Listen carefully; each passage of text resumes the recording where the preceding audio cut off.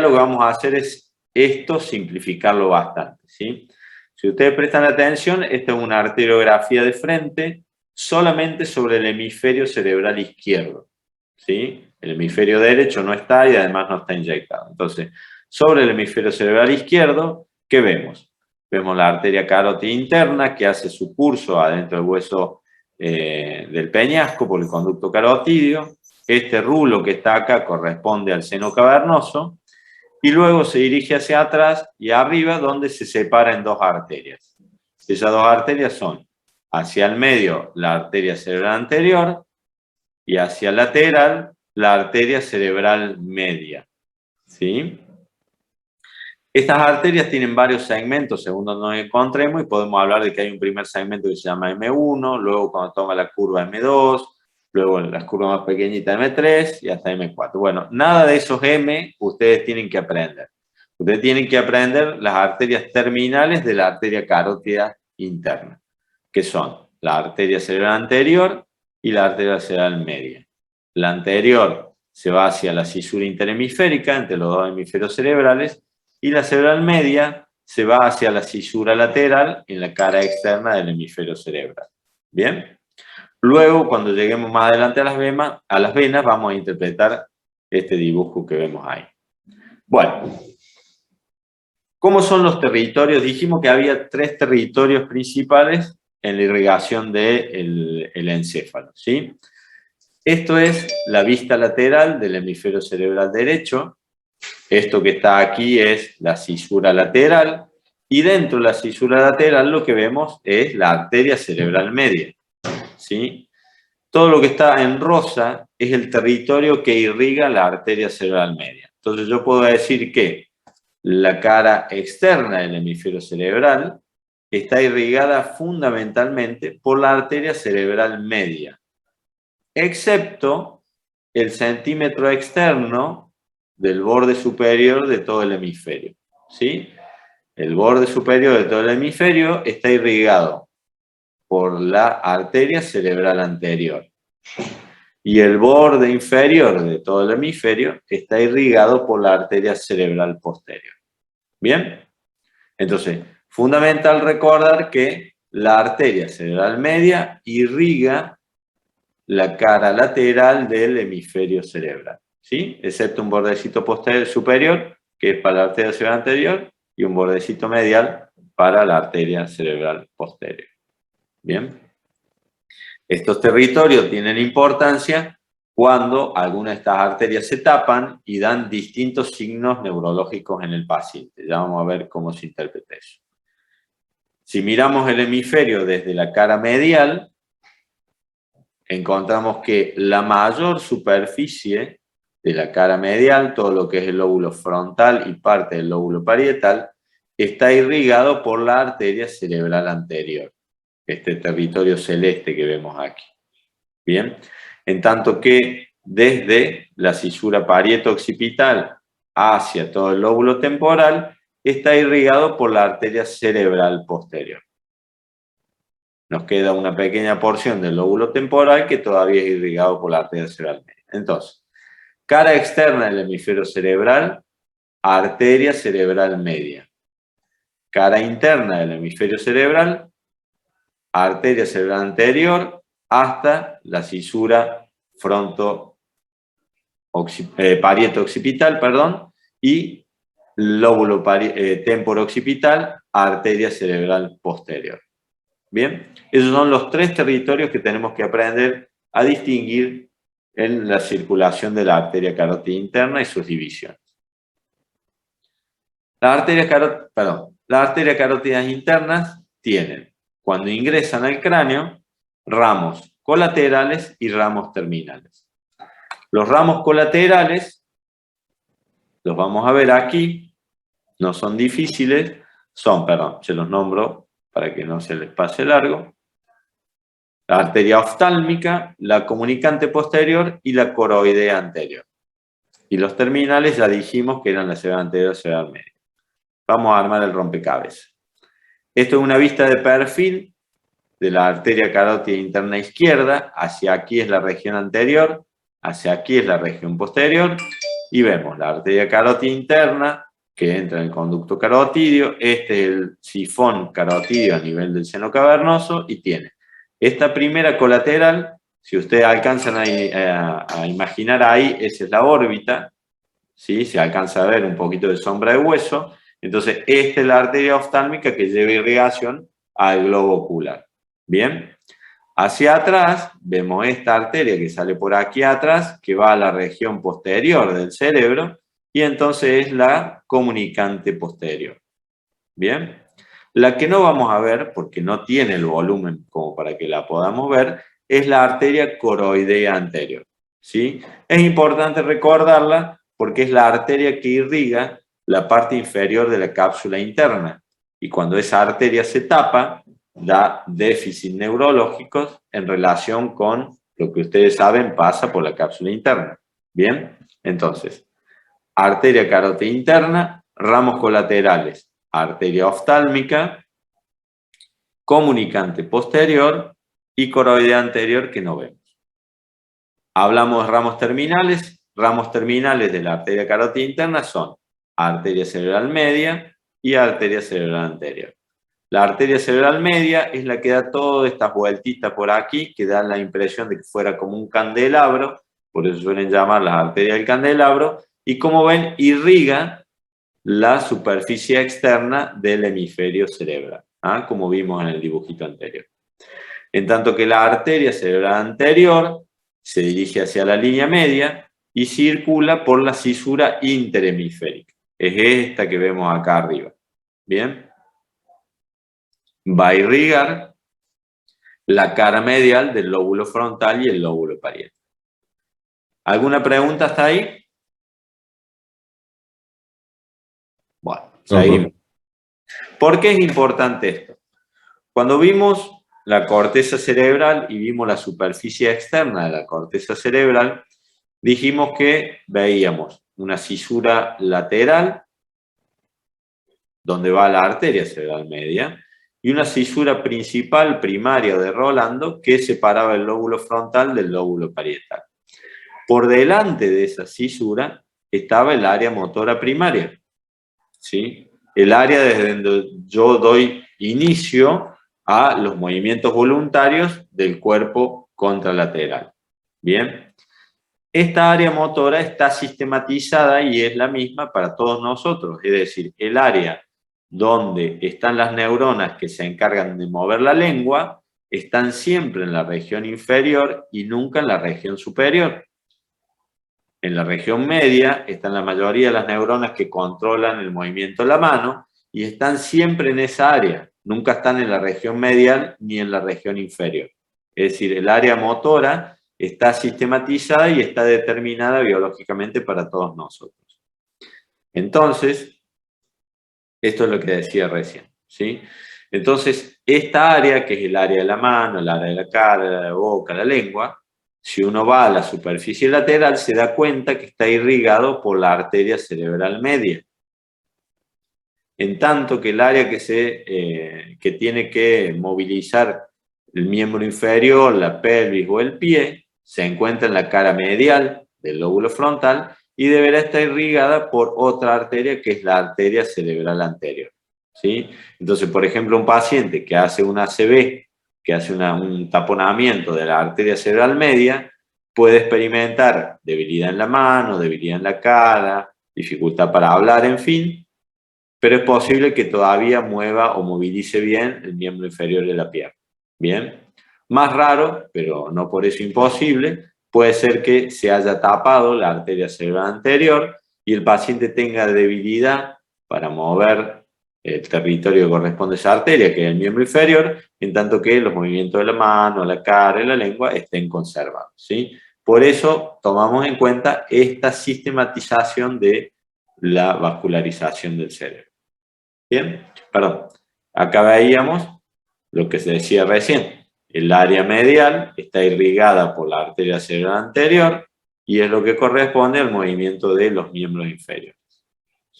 Bien. Bueno.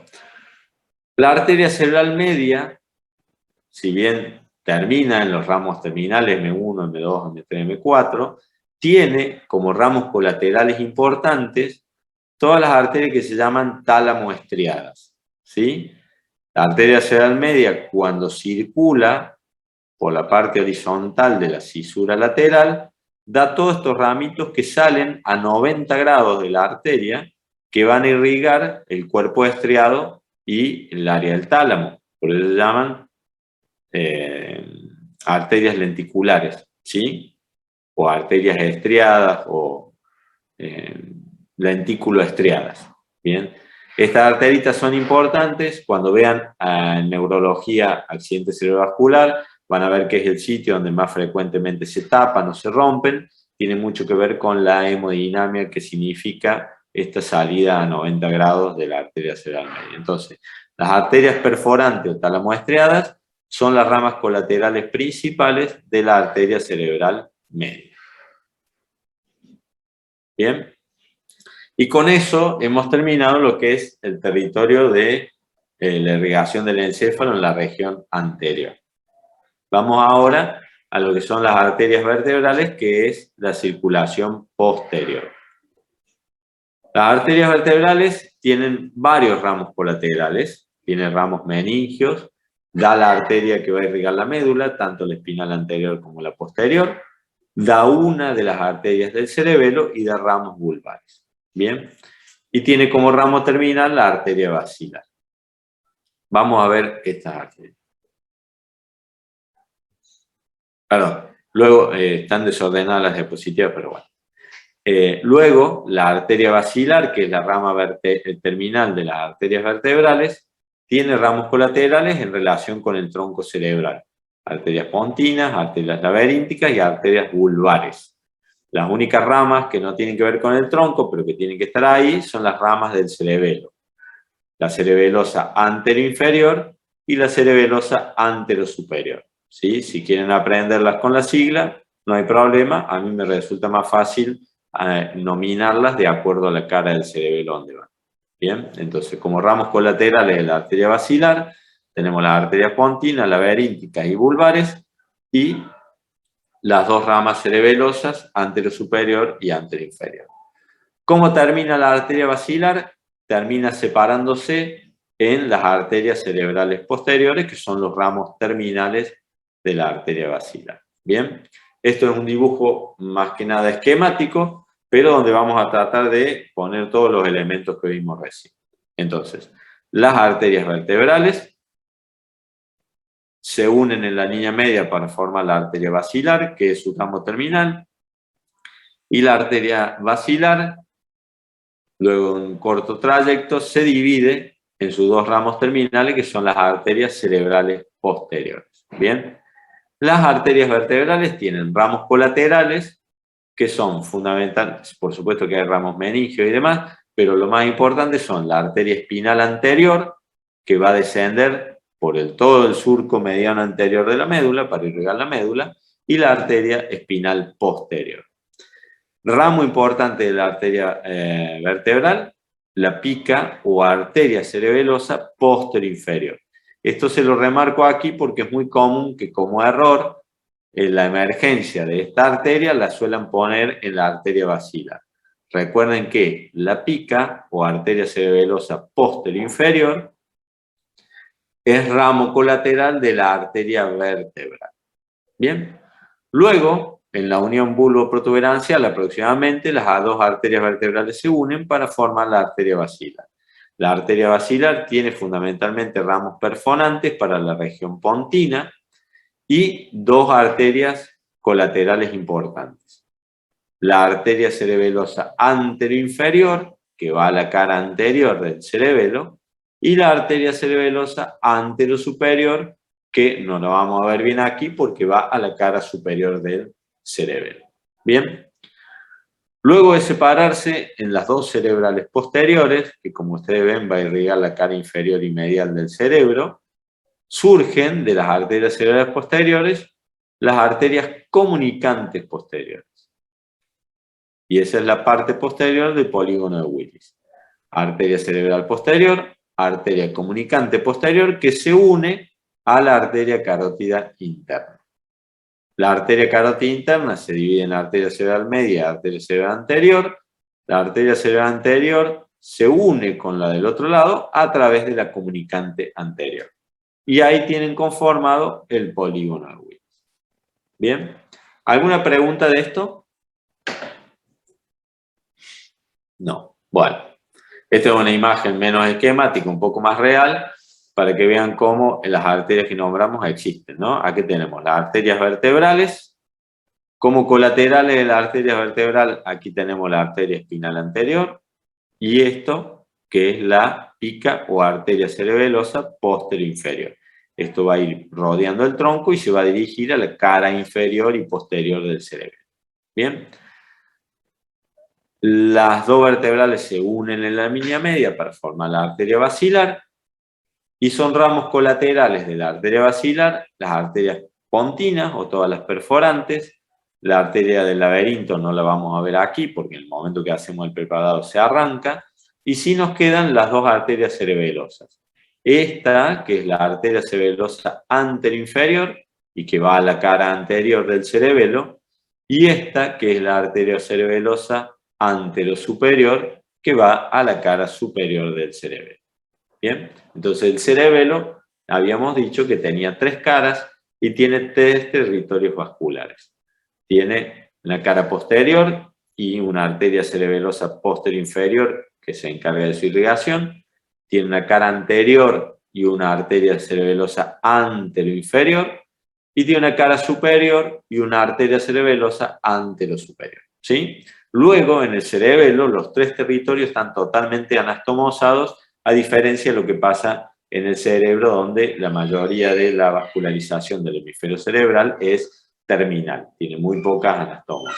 Bien. Luego la arteria basilar en su región superior se divide en las dos arterias cerebrales posteriores. Un segundito.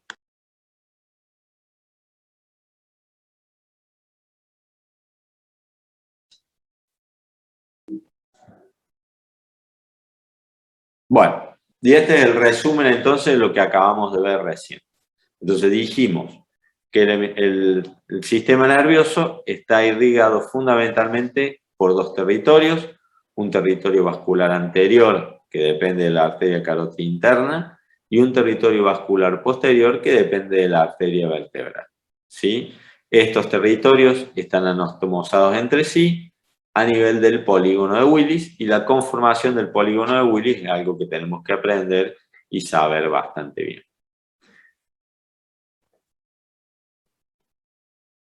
Y esto, si quieren, es un esquema mucho más marcado donde van a ver la arteria carótida interna a cada lado, ¿sí? Ingresa al cráneo, se divide en dos, arteria cerebral media, arteria cerebral anterior. La arteria cerebral media irriga la superficie lateral del hemisferio cerebral, la arteria cerebral anterior irriga la cara medial del hemisferio cerebral. Bien. Luego teníamos las arterias vertebrales que se unen en la línea media para formar la arteria basilar, que luego se divide en las arterias cerebrales posteriores. Inmediatamente su división da la arteria comunicante posterior, que va a permitir unir el territorio posterior con el territorio anterior para conformar el polígono de Willis. ¿Bien? Recuerden, arterias. Este es un dibujito que ustedes pueden aprender y aprendiendo eso van a solucionar el tema de la vascularización del cerebro. Entonces, arteria cerebral media fundamentalmente irriga la superficie lateral del hemisferio cerebral. Arteria cerebral anterior irriga la cara medial del hemisferio cerebral y 1 centímetro del borde superior del hemisferio cerebral. Bien. Y la arteria cerebral posterior irriga la cara medial en la región inferior, lo que corresponde al lóbulo temporal y al lóbulo occipital. Bien. Nos queda ver ahora el sistema de drenaje venoso. ¿Sí? Al igual que en el resto del organismo, por cada arteria que ustedes vean, van a encontrar una vena de drenaje. Y en este caso, además de esas venas de drenaje, vamos a encontrar otras venas extras que son las que vamos a tener que aprender ahora. ¿Sí? Es decir, que si hay una arteria cerebral anterior, hay una vena cerebral anterior. Hay una arteria cerebral media, hay una vena cerebral media. Pero además de todo eso, tenemos otras venas en el sistema nervioso que tenemos que aprender que se dividen en dos sistemas. Un sistema de venas cerebrales externas, porque la vemos en la superficie, y un sistema de venas cerebrales internas que se encuentran ubicados en la profundidad del cerebro. ¿Bien? Las venas cerebrales externas se dividen en superiores, estas no siguen a ninguna arteria.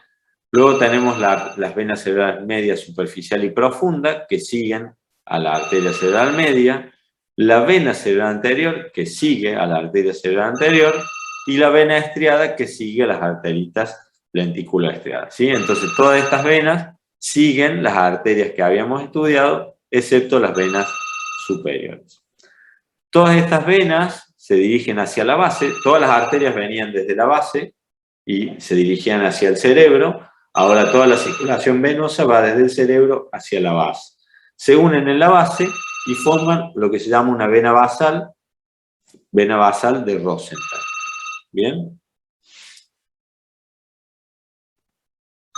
Habíamos hablado de venas talamoestriadas, había una arteria coroidea, tenemos una vena coroidea, y estas en conjunto forman las venas cerebrales internas. Vena cerebral interna más vena basal de Rosenthal va a formar una ampolla de Galeno y luego el seno recto. Todo esto así parece muy complicado porque está puesto en un esquema. Se los nombré todo antes, pero ahora se los voy a mostrar a nivel del cerebro. ¿Sí? Entonces, hay venas superficiales, como dijimos recién, hay una arteria cerebral anterior, hay una vena cerebral anterior. Bien, lo que estamos viendo aquí es un tiempo venoso. Hay venas superficiales que se dirigen hacia el seno recto, son todas estas venas que ven aquí. Y habíamos dicho que en la profundidad estaban las venas cerebrales internas. Las venas cerebrales internas están formadas a partir de la vena coroidea y la vena talámica o talamoestriada. Esto que se forma aquí en el techo del tercer ventrículo es la vena cerebral interna, que se dirige hacia atrás, de adelante hacia atrás, se une con la vena basal que no vemos aquí y forma esta ampliación venosa que se llama ampolla de Galeno.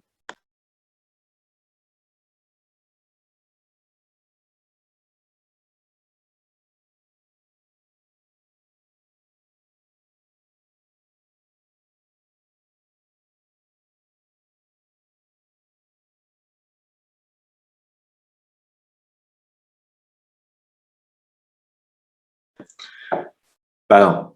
Entonces dijimos, la vena talamoestriada y la vena coroidea forman la vena cerebral interna, que es esta que ven aquí, en el techo del tercer ventrículo, se dirige hacia atrás, se une con la vena basal de Rosenthal que nombramos antes para formar esta ampliación que se llama ampolla de Galeno.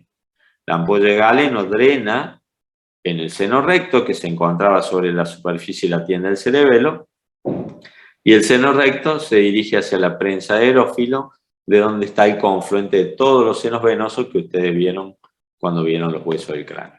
¿Bien? En una resonancia, en un tiempo venoso, todas esas venas que nombramos se pueden llegar a ver. Entonces tenemos venas superficiales que drenan la superficie externa del cerebro y que drenan directamente al seno longitudinal. Tienen una particularidad, es que a diferencia de todo el sistema venoso que tenemos en el resto del organismo, las venas del sistema nervioso central no tienen válvulas y drenan en el sistema de senos venosos a contracorriente, ¿sí? En lugar de seguir la corriente en el ángulo de drenaje, drenan a contracorriente, ¿sí? Aquí lo ven bien cómo se dirigen hacia adelante. ¿Qué más vemos aquí? Bueno, vemos el seno longitudinal superior, que drena en la prensa de Erófilo. En la base vemos esto que son las venas cerebrales internas y esto que está aquí abajo, que es la vena basal de Rosenthal. La vena cerebral interna con la vena basal de Rosenthal forman esta ampliación, que es la ampolla de Galeno, que va a drenar al seno recto. Bien, ahí se lo muestro de nuevo. Cerebral interna, ampolla de Galeno, seno recto, prensa de Erófilo. Lo único que no veíamos antes era esto, que era la vena basal de Rosenthal. Esto ya es un dibujo un poquito más lindo y más interesante. ¿Qué vamos a ver? Lo que vemos aquí son las venas superficiales, que ven que son bastantes. Estas drenan a contracorriente en el seno longitudinal superior. La vena cerebral media drena tanto adelante en la vena basal de Rosenthal como hacia atrás en el seno lateral. ¿Sí? Hay una importante anastomosis venosa en todo el sistema superficial. Y esto ya es para demostrar en un dibujito, como lo habíamos visto antes, el sistema venoso. Entonces, empezamos con las venas superficiales. Dijimos que ninguna vena dentro del sistema nervioso tiene válvula y que además las venas drenan a contracorriente. Es decir, mientras que la circulación venosa se hace de adelante hacia atrás, las venas ingresan en el seno longitudinal, pero de atrás hacia adelante. ¿Sí? Es como si esto mismo fuera el sistema valvular de drenaje. El seno longitudinal se dirige hacia atrás, hacia la prensa aerófilo, luego va hacia el seno lateral, seno sigmoide y vena yugular. En la base, ¿qué vamos a ver? Vemos esto, que es la vena cerebral media, que va en la cisura lateral, ¿sí?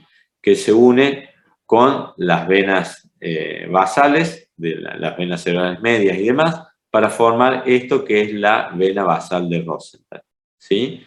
La vena basal de Rosenthal se une a la vena cerebral interna y forma la ampolla de Galeno, y luego de la ampolla de Galeno lo que tienen es el seno recto.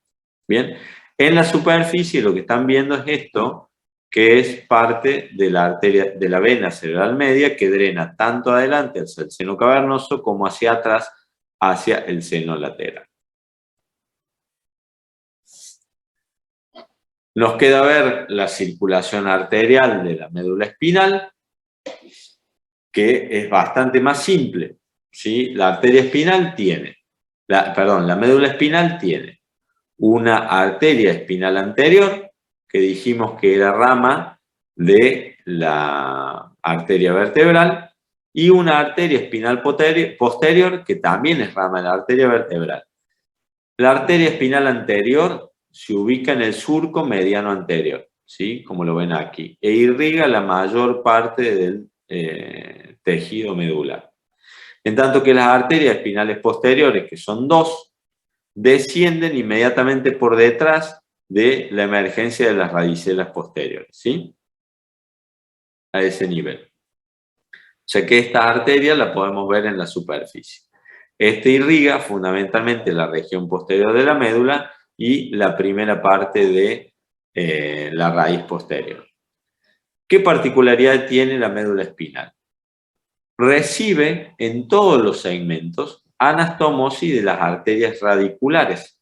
Las arterias radiculares, ustedes ya las estudiaron como ramas de las arterias intercostales que van surgiendo acá a nivel de la arteria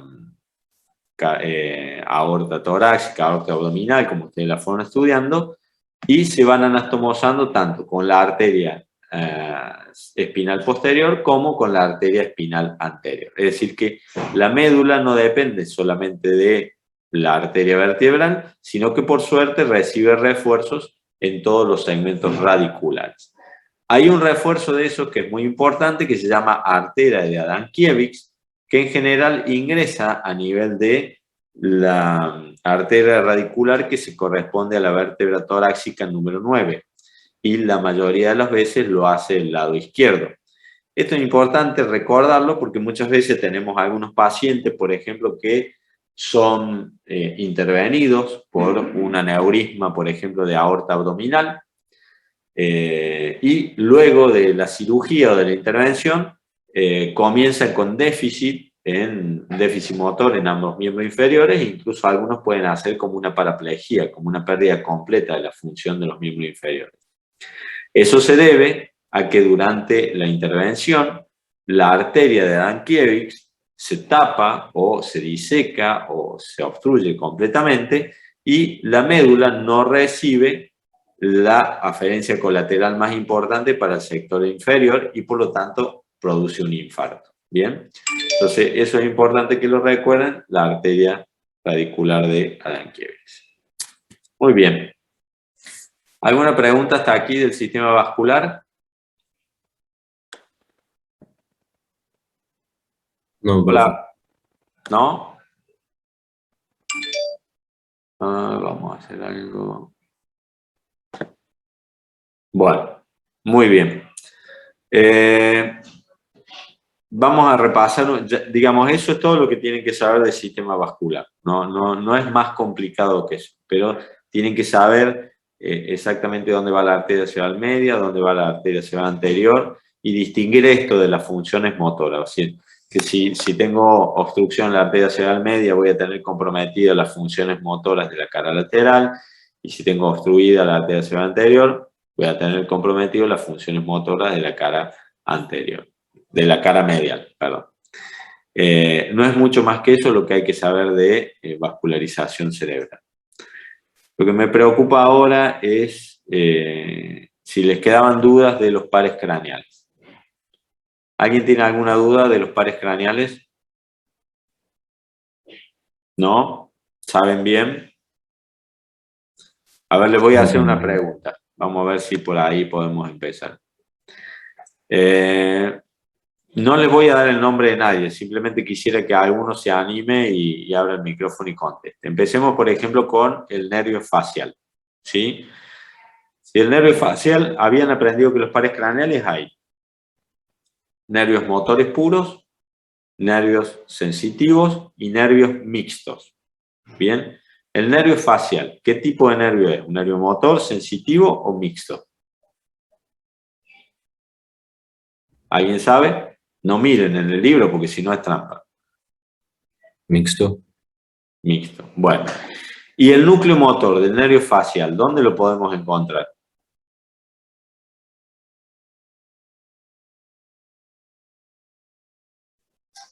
Bien.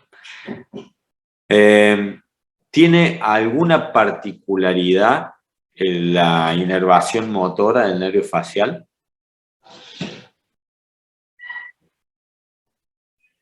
¿No Puede ser que recuerda? sea, o sea, principalmente motor más que sensitivo.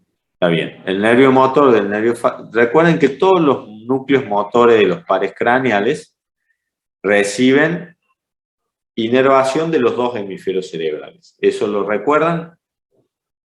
Normalmente para mover la mano derecha se activa mi hemisferio izquierdo y viceversa. Para mover la mano izquierda se activa el hemisferio derecho. En el caso de los pares craneales, los núcleos motores reciben información de los dos hemisferios cerebrales. ¿Eso lo tenían presente? Si es no, díganme no, porque a lo mejor se puede haber pasado de largo en la otra clase. Bueno, Sí, normalmente los núcleos motores de los pares craneales reciben información de los dos hemisferios cerebrales, ¿sí? Excepto algunos. Uno de esos, y que es importante, es el núcleo motor del nervio facial. ¿Bien? ¿Por qué es importante? Por el tipo de déficit que se presenta cuando está tapada una arteria que irriga ese núcleo o cuando tiene una lesión periférica del nervio facial. Bien, vamos a ver si por acá voy a abrir alguna de las presentaciones. Ahí está. Dame un segundito.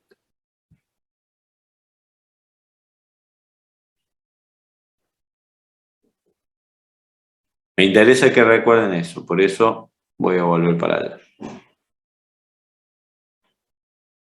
Bien. Vamos a compartir. Bien, ahora están viendo la pantalla, ¿no? ¿Sí? Bueno, entonces, el nervio facial tiene un núcleo motor que se encuentra en la protuberancia en el piso del cuarto ventrículo, un núcleo parasimpático que también se encuentra en el cuarto ventrículo y un núcleo sensitivo. Bien, todo se encuentra en el piso del cuarto ventrículo. Nada vamos a ver del recorrido del nervio facial, solamente vamos a ir derecho al núcleo motor. Bien, esto sí lo recuerdan, ¿no? El nervio facial da la inervación sensitiva de los 2/3 anteriores de la lengua. Si no, nunca saben cuál es la parte sensitiva del nervio facial. Bueno, vamos a tratar de explicar esto. Esto es el núcleo motor del nervio facial. Esta es la corteza cerebral, ¿sí? Y esto que está en rayitas viene a ser el nervio facial en su extensión periférica. Entonces, el núcleo motor del nervio facial tiene una mitad superior y una mitad inferior. La mitad inferior recibe inervación solo contralateral, ¿sí? Se comporta igual que los músculos de la mano, de la pierna. Y va a inervar los músculos de la parte inferior de la cara. Entonces, parte inferior del núcleo motor del nervio facial, cara, en mitad inferior de la cara. La parte superior del núcleo motor del nervio facial recibe inervación contralateral, pero también del mismo lado. Y va a inervar los músculos de la región superior de la cara. ¿Bien?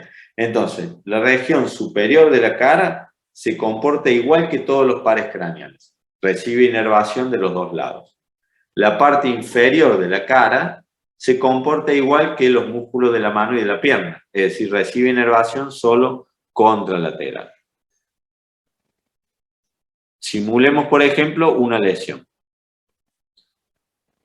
Tenemos la parte superior del núcleo que recibe inervación de los dos lados y va a la región superior de la cara, y la parte inferior del núcleo que recibe inervación contralateral. Ahora supongamos que nuestro paciente, por ejemplo, hace un accidente cerebrovascular y se tapa la arteria cerebral media. Bien, como se tapa la arteria cerebral media, esta información no va a llegar al núcleo, por lo tanto se va a perder una parte de la superior, pero sobre todo la inervación inferior, la que estaba a cargo de contraer la parte inferior de la cara. Entonces, nuestro paciente va a perder la motricidad de la región inferior de la cara y se va a caer el labio.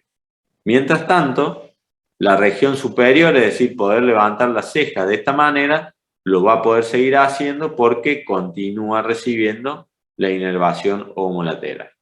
¿Bien?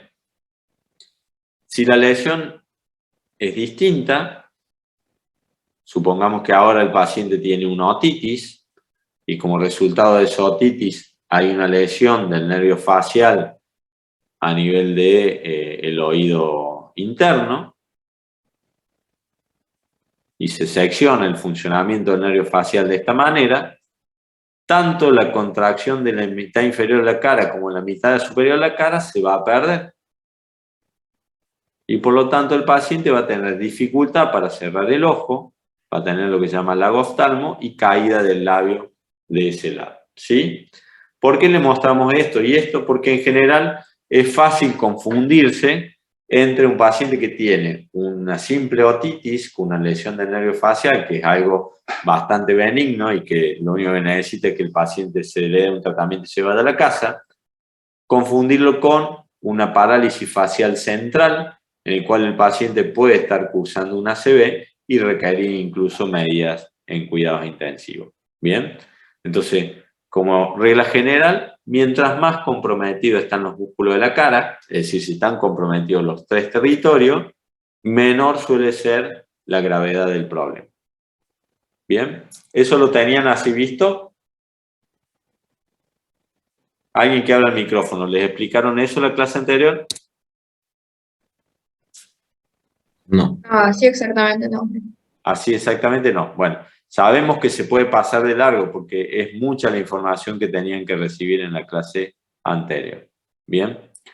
Lo otro que nos preocupa que recuerden, y por eso lo vamos a repasar, es el movimiento del motor ocular común. Este era el tercer par craneal. ¿Se acuerdan? Tercer par craneal es el encargado de inervar todos los músculos intrínsecos y extrínsecos del ojo, excepto dos: el oblicuo superior y el recto externo. Bien, pero sobre todo recuerden que inerva también los músculos intrínsecos del ojo, ¿sí? Entonces este es el músculo que va a inervar el esfínter del iris. Es lo que va a hacer que la pupila se contraiga. Bien. ¿Por qué queremos que recuerden esto? por la cercanía que había entre la emergencia del tercer par craneal, el pedúnculo cerebral y el lóbulo temporal. Normalmente la información, el estímulo lumínico, ingresa a través del globo ocular, viaja por el quiasma, por donde sea, llega al tronco cerebral, estimula los núcleos parasimpáticos y a través del tercer par craneal ustedes tienen la contracción de la pupila para defenderse en este caso de la luz. ¿Bien? ¿Recuerdan esto que era el pedúnculo cerebral? Estaba la fosa interpeduncular y dentro de la fosa interpeduncular teníamos el tercer par craneal. Bien, habíamos aprendido que si teníamos una lesión de masa que comprimía el pedúnculo cerebral, íbamos a comprimir el haz piramidal o el haz motor, es decir, nuestro paciente iba a experimentar una pérdida de fuerza contralateral y además, como se comprimía el tercer par, se iba a dilatar la pupila de ese lado. ¿Bien? ¿Se acuerdan de eso? Eso sí se acuerdan. ¿Bien? Bueno. Y por las dudas,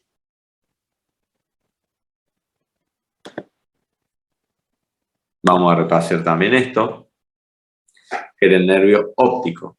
¿Sí? Recuerden que el nervio óptico tenía 4 neuronas.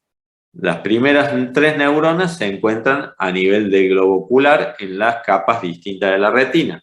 Entonces teníamos conos y bastones, teníamos neuronas bipolares y teníamos células ganglionares. El axón de las células ganglionares sale del globo ocular formando el nervio óptico. Se entrecruza en la línea media con el del otro lado, formando el quiasma óptico, y se separa formando la cintilla óptica. Parte de la información hace sinapsis en el núcleo geniculado lateral, esto es a nivel del tálamo, y luego se dirige a través de las radiaciones ópticas hacia la corteza occipital. Otra parte de la información pasa directamente hacia el tronco cerebral para estimular los núcleos parasimpáticos del tercer par y devolver, como dijimos, la información para contraer la pupila. ¿Bien? ¿Vieron los campos visuales? ¿No? Sí. Les explicó entonces el doctor de Batista lo que eran los campos visuales. ¿Sí? Bueno, perfecto. Listo.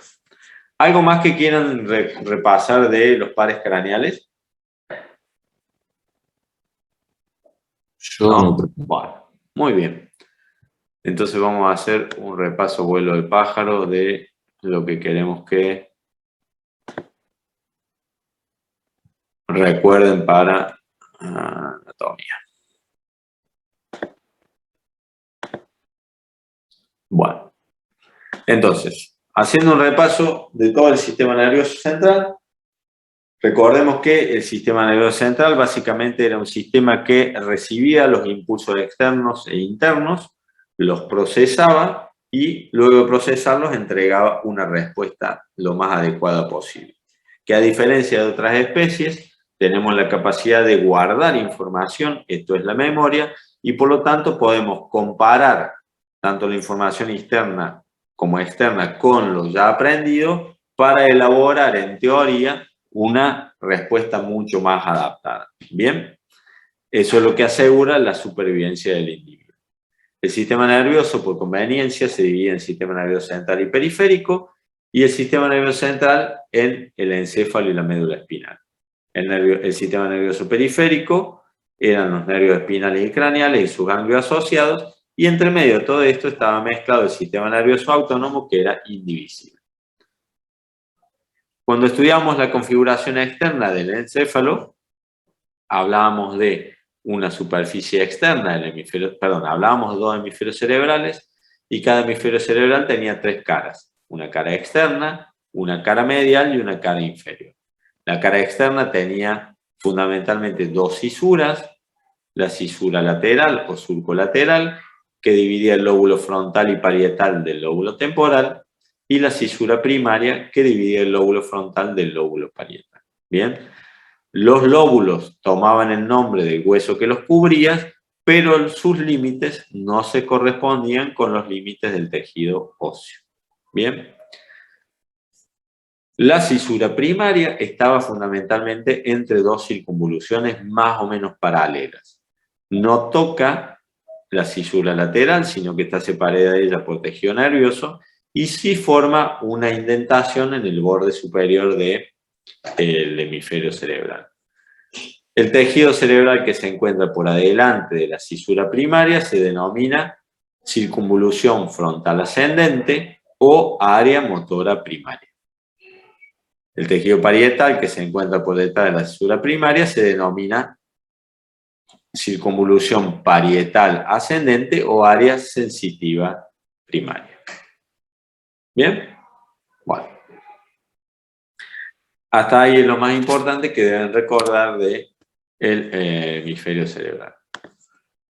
En el lóbulo frontal teníamos dos surcos, pero fundamentalmente recuerden esto. La cisura lateral tiene tres ramas. Una rama posterior, una rama vertical y una rama anterior. Entre la rama vertical y la rama anterior se encuentra esta superficie en forma de triángulo que se llama pars triangularis. Como esto que vemos en el hemisferio izquierdo, podríamos decir que este es el hemisferio dominante. Si esta es la pars triangularis, este es el área de Broca. Es el área que permite la expresión verbal del lenguaje. O sea, que ustedes puedan hablar de esta manera es gracias a la activación de esta área. ¿Bien? Bueno.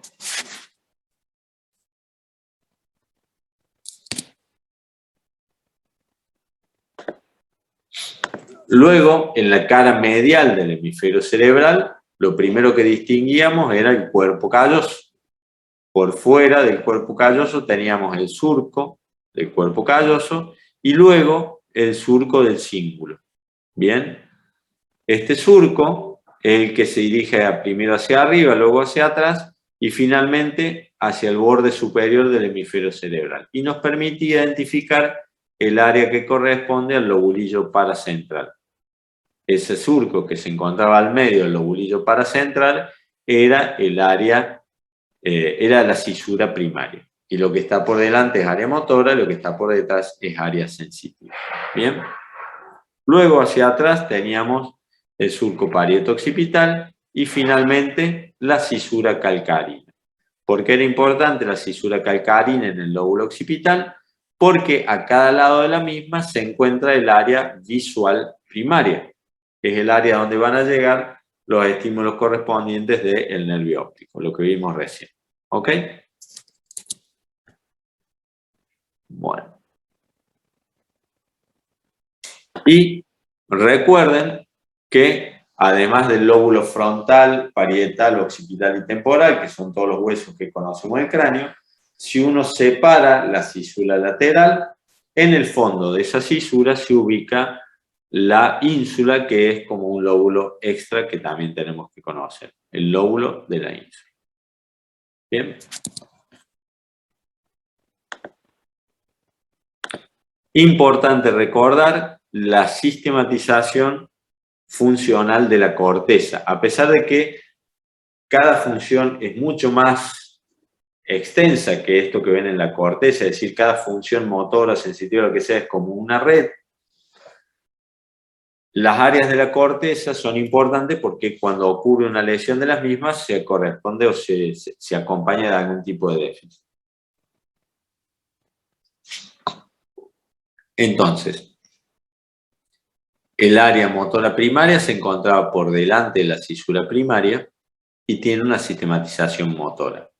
La pars triangularis se encuentra en el hemisferio izquierdo, por arriba de la cisura lateral y se corresponde con el área de Broca o el área del lenguaje.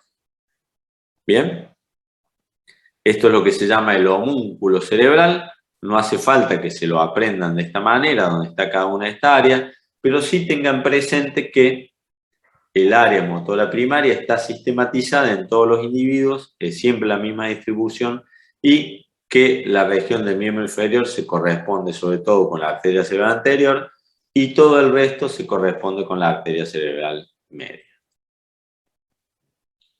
Luego aprendimos que hablábamos de un hemisferio dominante y un hemisferio no dominante. Cuando hablamos de dominancia nos referimos al hemisferio que controla el lenguaje, aquello que me permite entender lo que escucho, lo que leo, pensar y expresarme, y la destreza manual o la destreza del miembro inferior, ¿sí? Eso es el hemisferio cerebral dominante y las funciones son muy exclusivas de esa área, ¿sí? Si un paciente tiene una lesión en el área del lenguaje del hemisferio dominante, el otro hemisferio no puede recuperar esa función, ¿bien? Son súper especializadas y selectivas. El hemisferio no dominante, llamado no dominante, sin embargo, es exclusivo para otras funciones que no son del hemisferio dominante. La capacidad de la percepción espacial, el reconocimiento de la cara y el reconocimiento de los ruidos como música y la interpretación como música dependen del hemisferio no dominante. Y si yo tengo una lesión en el hemisferio no dominante y pierdo una de estas funciones, es posible que el hemisferio dominante no las pueda recuperar. ¿Bien? Entonces, la dominancia cerebral, cuando hablamos de hemisferio dominante, nos referimos a área del lenguaje y destreza motora, y el no dominante a la percepción espacial y el reconocimiento de las caras. Bueno, eso era la configuración externa del hemisferio cerebral. ¿Preguntas hasta ahí? ¿No? Sí. Bueno, luego vimos configuración interna. Y hablamos en la configuración interna de lo que eran los ventrículos, los núcleos basales y las fibras nerviosas. Bien, los ventrículos dijimos que eran cavidades dentro del cerebro, que teníamos un ventrículo en cada hemisferio cerebral, que se denominan ventrículo lateral, que se unen en la línea media para formar el tercer ventrículo, comunicarse luego con el cuarto ventrículo y de allí salir a la circulación. Cada ventrículo tiene una forma de C abierta hacia adelante, con un cuerpo que se corresponde con el lóbulo parietal, un cuerno anterior o asta frontal hacia el lóbulo frontal, un asta temporal y un asta posterior hacia el lóbulo occipital. ¿Sí? Esta es una vista lateral, entonces tiene una forma de C abierta hacia adelante, un cuerpo correspondiente al lóbulo parietal, un asta frontal anterior, un asta occipital posterior y un asta temporal. El ventrículo lateral se comunicaba con el tercer ventrículo a través del foramen de Monro o foramen interventricular. El tercer ventrículo se comunicaba con el cuarto ventrículo a través del acueducto mesencefálico o acueducto de Silvio. Y el cuarto ventrículo dejaba salir el líquido a la superficie a través de los forámenes de Lufska y el foramen de Mayer. Bien. Luego teníamos una comunicación más a nivel del piso, a nivel del cuarto ventrículo, que era el óbex, así se llamaba, el sitio por donde se comunicaba el cuarto ventrículo con el conducto ependimario que se encontraba a lo largo de toda la mente. Bien, bueno. Eso era el sistema ventricular.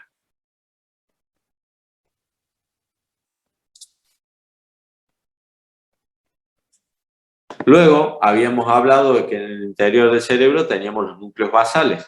¿Bien? Esos núcleos basales eran el cuerpo estriado, el núcleo amigdalino y el claustro o cápsula extrema.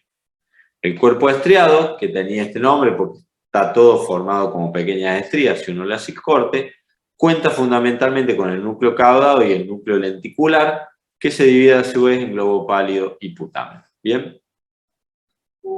Esto es un corte axial del hemisferio cerebral donde ustedes tienen que aprender a encontrar, por un lado, el cuerpo estriado, con la parte externa que es el putamen y la parte interna que es el globo pálido, el núcleo caudado, que tiene la parte anterior la cabeza y el resto la cola, porque esto es una C en el cual le hemos hecho un corte axial, entonces encontramos la parte anterior y la parte posterior del núcleo caudado, y el núcleo amigdalino, que no lo vamos a ver en este sector. Recuerden que los núcleos grandes, grises, que se encontraban en la región lateral del tercer ventrículo, es lo que se llamaba el tálamo óptico, que forma parte del diencéfalo, no forma parte el hemisferio cerebral, pero está en el hemisferio cerebral, pero lo sistematizamos de otra forma. Y finalmente, esto que es el cuerpo estriado tiene el putamen y el globo pálido que se denominan en conjunto núcleo lentiforme o núcleo lenticular porque se decía que tiene una forma de lente biconvexo. Bueno, esto es una imagen un poquito más tridimensional para que veamos el núcleo lenticular, su conexión con la cabeza del núcleo caudado, el núcleo caudado que sigue el piso del ventrículo lateral, teniendo la cabeza, el cuerpo y la cola. Y en la extensión del núcleo del cuerno temporal, el núcleo amigdalino. ¿Bien? Ahí tenemos la cabeza del núcleo caudado, por detrás el tálamo, por fuera, y por fuera este tracto de sustancia blanca que habíamos dicho que era la cápsula interna. La cápsula interna es la sustancia blanca que se ubica entre el núcleo caudado y el tálamo en la región medial y el núcleo lenticular en la región lateral. Si hacíamos dos cortes, uno que pase a nivel del núcleo caudado y otro a nivel del tálamo, la conformación era más o menos parecida, salvo que en un lado vamos a tener núcleo caudado, cuerpo estriado y brazo anterior de la cápsula interna, núcleo caudado, cuerpo estriado y brazo anterior de la cápsula interna, y en el otro lo que vamos a tener es el tálamo por dentro y por fuera el brazo posterior de la cápsula interna. ¿Bien?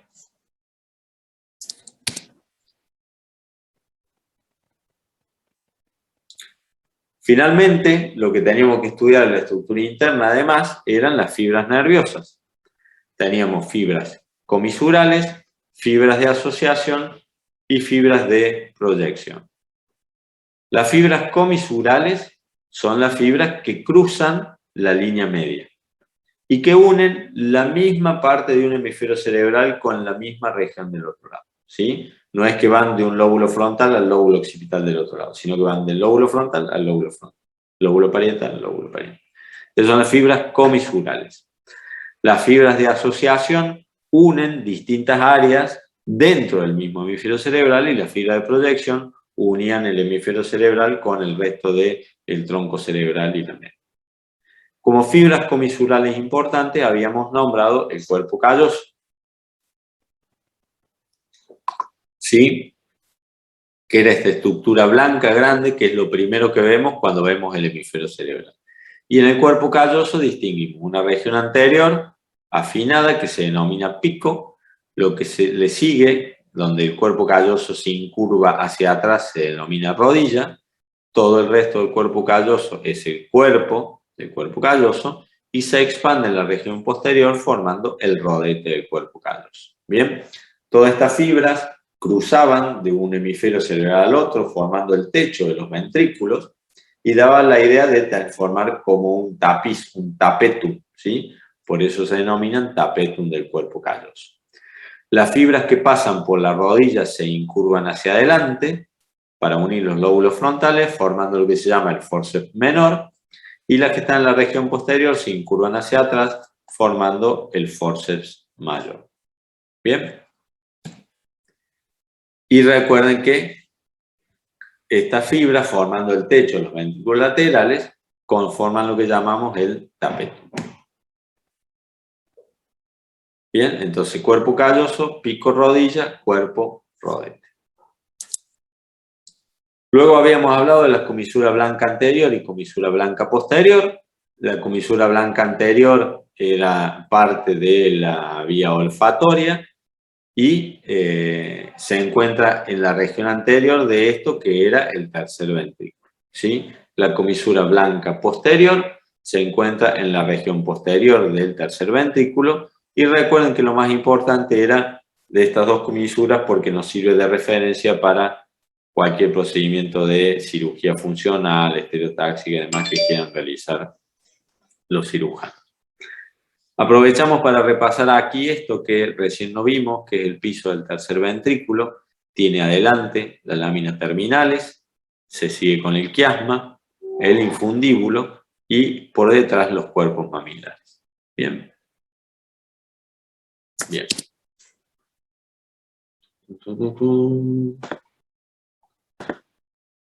Luego de las fibras comisurales, que obviamente repasamos la más importante, vemos la fibra de asociación. Y dijimos que había fibra de asociación cortas y fibra de asociación largas. La fibra de asociación corta eran las que unían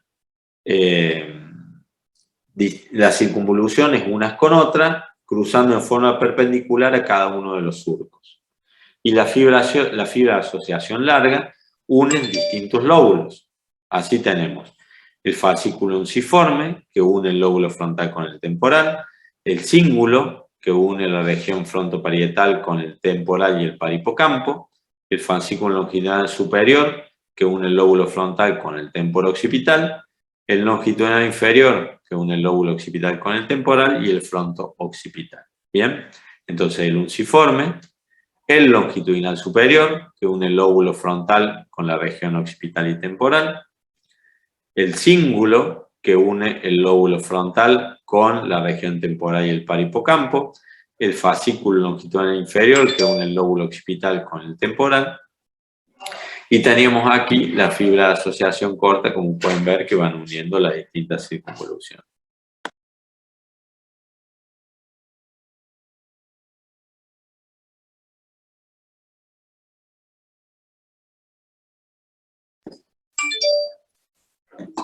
Bueno, y recuerden que esto no está aislado tal cual lo vemos esquemáticamente, sino que todas estas fibras de asociación están entrecruzadas con las fibras de proyección, ¿sí? Y en la medida que se cruzan y se separan, dan como los aspectos de un rayo de una bicicleta o de un abanico, si quieren, y reciben el nombre de corona radiada.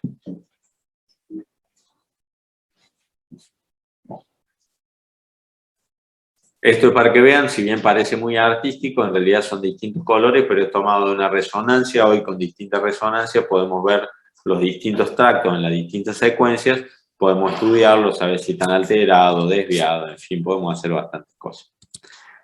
Y nos queda ver las fibras de proyección como cosa muy importante, la cápsula interna. Bien, todas estas fibras que de la corteza cerebral descienden hacia el tronco cerebral y la médula, tienen que abrirse paso entre los distintos núcleos de la base, ¿sí? Entonces, forman lo que se llama la cápsula interna. Esa cápsula interna tiene un brazo posterior y un brazo anterior, y aprendimos que las funciones motoras primarias bajaban por el brazo posterior de la cápsula interna, y que las funciones del área sensitiva primaria subían también por el brazo posterior de la cápsula interna. ¿Bien? Perdón. Esto es para que recordemos: cabeza del núcleo caudado, tálamo y cápsula interna, con un brazo anterior, una rodilla y un brazo posterior, ubicados entre el núcleo caudado y el tálamo, y el cuerpo estriado hacia afuera. ¿Bien? Tenían esta forma así como de abanico, por eso se denomina corona radiada, y ve que todas esas fibras tienen que apelotonarse y confluir para llegar a pasar a través del núcleo de la base y del mesencéfalo. Bien, aquí se los puede ver también. Bueno, hay algún fascículo, el fascículo unciforme, el inferior, esto es el longitudinal superior, y entre medio van cruzando todas las fibras de la corona radiada. Bien. Bueno, ¿pregunta hasta aquí? ¿No? Vamos a pasar a la última parte que me interesa que sí o sí recuerden.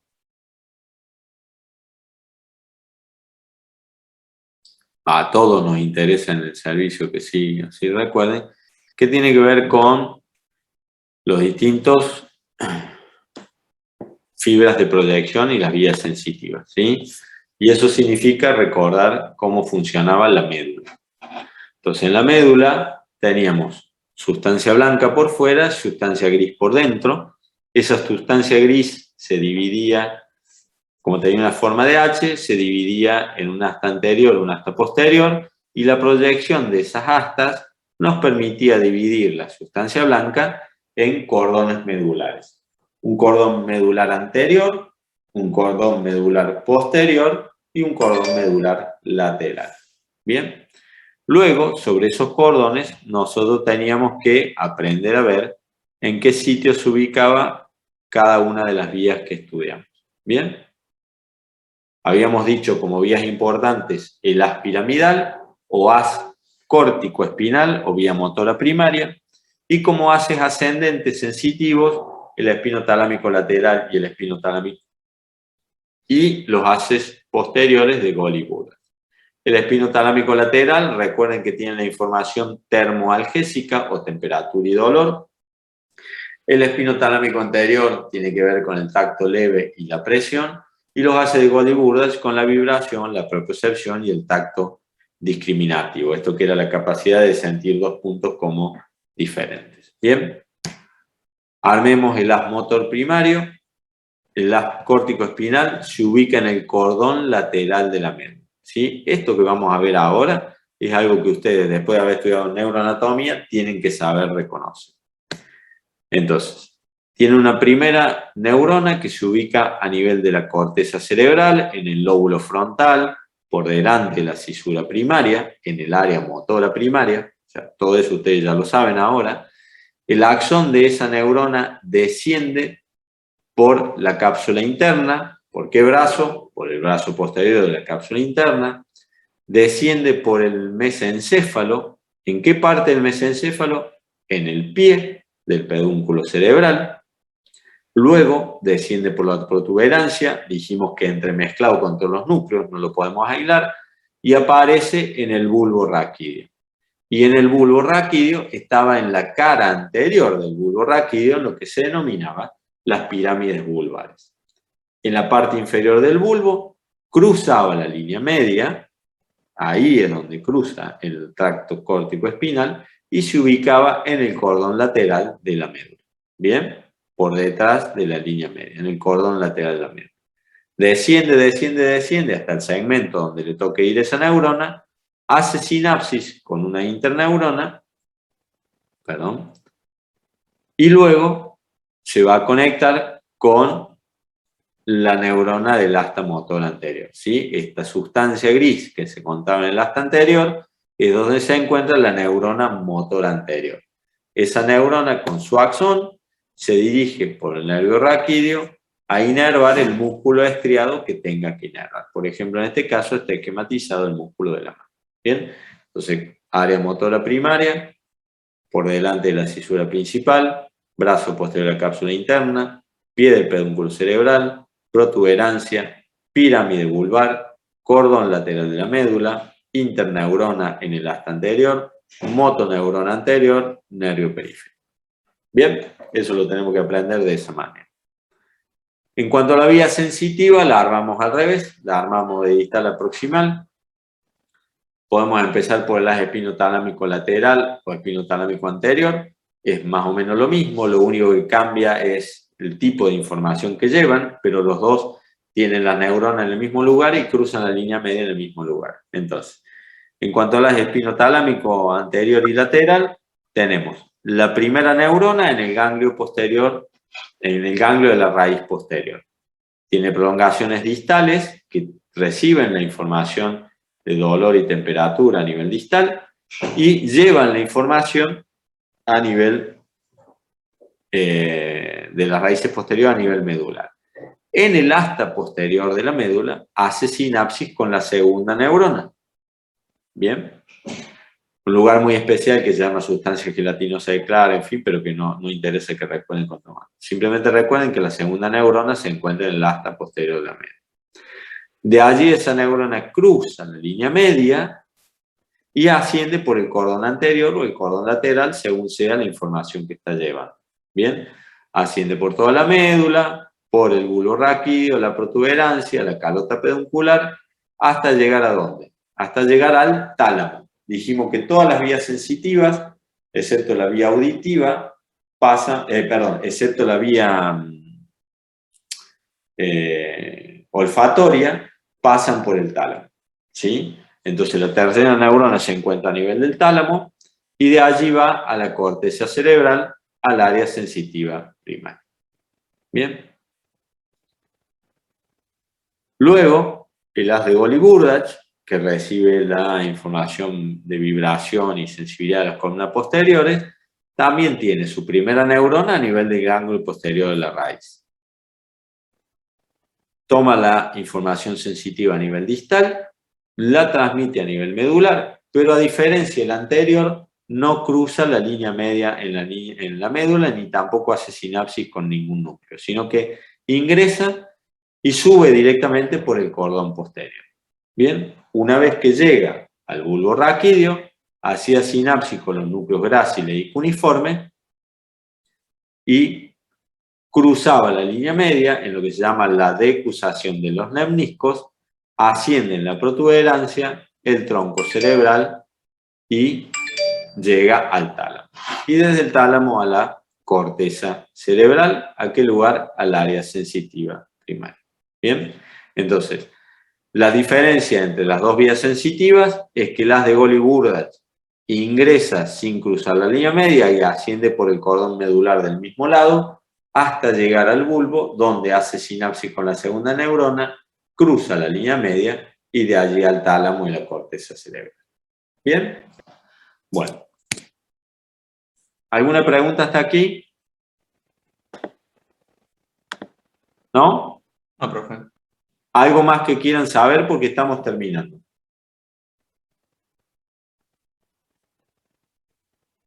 ¿No? No, profe. Bueno, espero que le haya servido en la forma en que hemos visto neuroanatomía. La verdad que es muy comprimido y a veces sin tener la posibilidad de mostrarles preparado y demás se hace un poco difícil porque queda todo en el aire. Y también sin vernos a las caras para poder explicar las cosas, espero que hayan entendido bastante. Cualquier duda que tenga, estamos a su disposición. Nos hacen llegar las preguntas, lo que sea, a través del doctor Facio, a través de la cátedra. Y bueno, nos estaremos viendo más adelante, quizá en el parcial o en el final. ¿Sí? Muchas gracias, profe. Profe, perdón, muchas gracias. Diga. ¿Habrá posibilidad de que suba los powers para que tengamos para repasar? Bueno, ya veremos. Ya veo cómo se lo subimos. Bueno, gracias. ¿Algo más? ¿No? Bueno, dejen el presente nomás y nos vemos.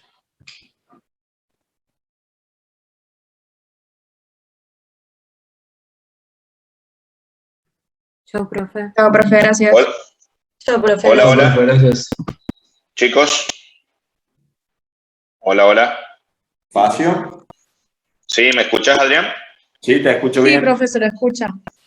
Ah, bueno, estaba escuchándote, Adrián, porque ahora tenemos la clase mía, así que no se vayan, chicos.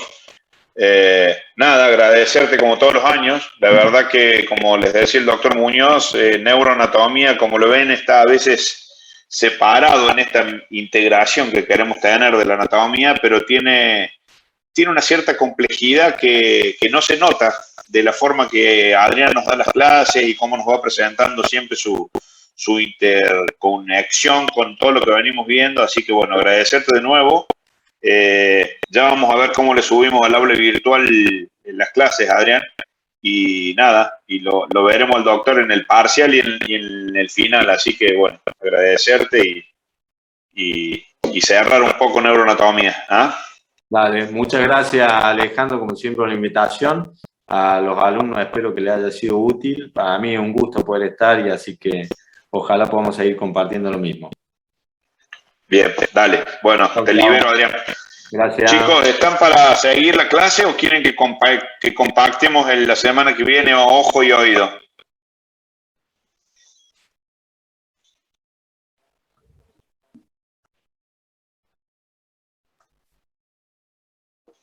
Buenas, buenas. Como quiera, Hola, hola. profe.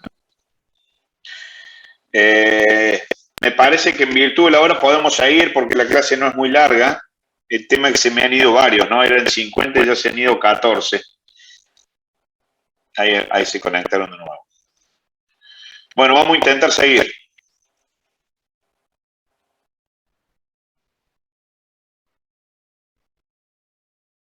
Dale, profe.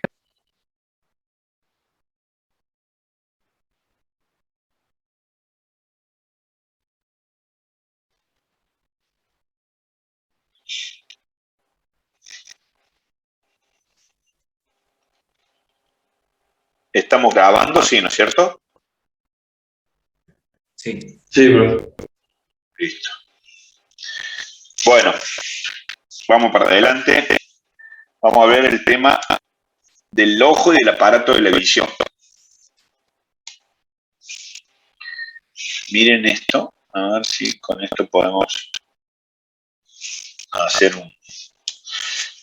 Este es un paciente de 40 años que sufre un traumatismo mientras jugaba al tenis y llega así a la consulta con esta alteración. Entonces, ya lo vamos a desarrollar durante la clase. Consulta porque le duele, se le inflama y porque tiene alterada la mecánica de la visión. ¿A qué voy con esto? Cuando cerremos esta clase, tenemos que haber entendido y poder hablar de todo lo que estamos viendo a nivel de la imagen actual. Es decir, ¿cuál es el problema? ¿Cuál es el ojo que está problemático? ¿El de la derecha o el de la izquierda? ¿Qué es lo que está problemático? ¿Qué estamos viendo? En fin, eso vamos a tratar de resolverlo con el avance de esta presentación. El ojo es un órgano que detecta la luz, siendo la base del sentido de la visión. Es decir, el que pierde el globo ocular pierde uno de los 5 sentidos que nos permite comprender la conexión con el mundo exterior, y es básicamente el tema del sentido de la visión. Entonces, ¿cuál es la función del aparato ocular? La función principal es recibir los estímulos que los rayos de luz impulsan o proveen y de los entornos que tienen, transformándolos en impulsos nerviosos. De esta manera, la visión es el sentido que le permite al ser humano comunicarse con el exterior por medio de la percepción de los colores, del contraste, del brillo y del movimiento. Una persona no vidente no tiene capacidad de percibir las diferencias entre estos colores, contraste, si las cosas son más o menos brillantes, y si existe un movimiento o si hay alguna movilización de los objetos. Dichos impulsos llegan hasta el centro cerebral de la visión, eso vamos a ver de qué manera, donde se decodifican y finalmente se convierten en imágenes que se las conoce efectivamente como visión. El aparato ocular está compuesto, porque estamos hablando de un aparato, y entonces ahí tenemos que ver cuáles son todas las estructuras que forman parte de él. Y en él tenemos los párpados, ambos globos oculares, todo el aparato lagrimal que se va a ocupar de producir y transportar y absorber las lágrimas, que es una sustancia imprescindible de lubricación, protección y nutrición del globo, y todo lo que corresponda a los músculos que están por fuera del globo ocular, porque también vamos a hablar de algunos músculos que están por dentro de ese globo. Entonces, entre lo externo, los globos oculares, el aparato lagrimal y los músculos, tenemos toda la estructura que forma parte de este. El globo ocular está constituido por 3 membranas que están distribuidas en forma concéntrica y que van a formar su contenido y que van a formar su pared y van a rodear el contenido que tenemos adentro. Acá estamos viendo un corte sagital del ojo, y esto lo vamos a tener que explicar en el parcial y en el examen final. ¿Cuáles son las capas? ¿Cuáles son las 3 capas o las 3 membranas que van a constituir la estructura del globo ocular? Estas 3 capas son de afuera hacia adentro. La primera, la esclerótica, espesa, resistente y de color blanca. Acá la estamos viendo, la más externa de todas. La cáscara, podríamos decirlo de alguna manera, es la más gruesa, la más resistente, la más consistente, de color blanca, que rodea todo el globo ocular y que en la parte anterior tiene que transformarse en una estructura transparente para que le puedan ingresar y le puedan salir, puedan entrar y salir de los haces luminosos, básicamente lo que pueden entrar al interior del globo ocular. La segunda capa recibe el nombre de coroides y básicamente contiene gran cantidad de vasos sanguíneos, el cuerpo ciliar y el iris. Es decir, que la segunda capa, la estamos viendo, también recibe el nombre de úvea, úvea como una uva, es decir, es como si fuese la membranita externa de una uva, que está inmediatamente por debajo de la esclerótica, y es la capa en donde el color está dado por la presencia de vasos sanguíneos. A ver, no hay vascularización en la esclerótica y no hay vascularización, o la vascularización que existe es mucho menor a nivel de la tercera capa o retina. Entonces, la capa media es la capa vascular.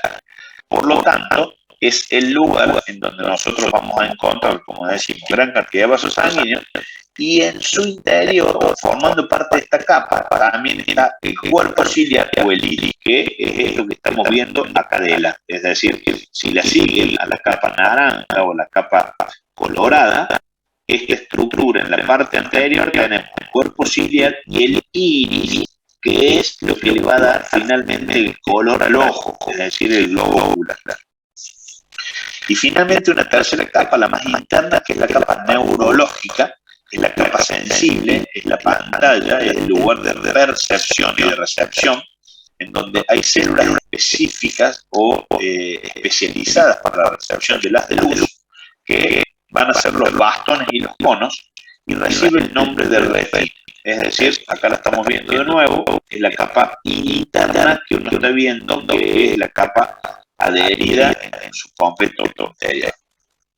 En esta imagen vemos exactamente lo mismo y volvemos a entender, fíjense, el globo ocular, vista sagital, es decir, esto es anterior y esto es al final de la órbita. Toda la estructura termina, la retina termina formando el nervio óptico. Por lo tanto, la esclerótica se interrumpe y vuelve la uvea para la salida o para la formación del nervio óptico como punto de fusión de toda la retina. La capa fibrosa del globo ocular, como dijimos inicialmente, tiene dos partes. Tiene una parte posterior y tiene una parte anterior. Entonces, la parte posterior o esclerótica, dijimos que es bien resistente y es fibrosa. Y es específicamente la capa que se encarga de darle tono, de darle protección, resistencia y hacerlo la estructura consolidada del globo ocular. En esa misma estructura vamos a ver que se insertan, fíjense, los músculos que están externos al ojo. Y de esa manera, al poder agarrarse de la esclerótica, la contracción de este músculo va a poder hacer girar el globo ocular para las diferentes posiciones que uno considere. Adelante está interrumpida la esclerótica, o dicho de otra manera, está completada por la córnea. La córnea es una membrana transparente que se ubica en la parte anterior, que va a cubrir al iris, va a cubrir la pupila y que le va a proporcionar la mayor parte de la potencia óptica al ojo. Ahora vamos a hablar un poquito del respecto, pero fíjense en esta imagen, están viendo cómo el ingreso de la luz es gracias a la transparencia que tenemos a nivel de la parte anterior. Por lo tanto, cualquier enfermedad que afecte la córnea y que la transforme en opaca en vez de transparente, es un medio de interrupción del pasaje de luz de adelante, de afuera hacia adentro. La esclerótica es la que nos da el color blanco del ojo. Y la córnea es transparente, no la vemos y está por delante lo que le da el color al ojo. Situada anteriormente a la esclerótica, bien redondeada, enteramente transparente, y sus caras son anterior y posterior, lisas y brillantes, una cóncava y una convexa.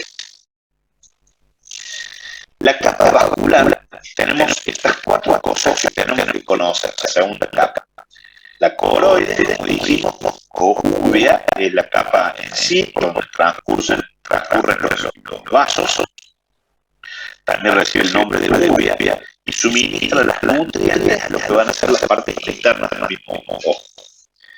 El cuerpo ciliar es la estructura ocular que segrega un líquido transparente llamado humor acuoso adentro del ojo. Y este cuerpo ciliar contiene lo que se denomina el músculo ciliar y los procesos ciliares.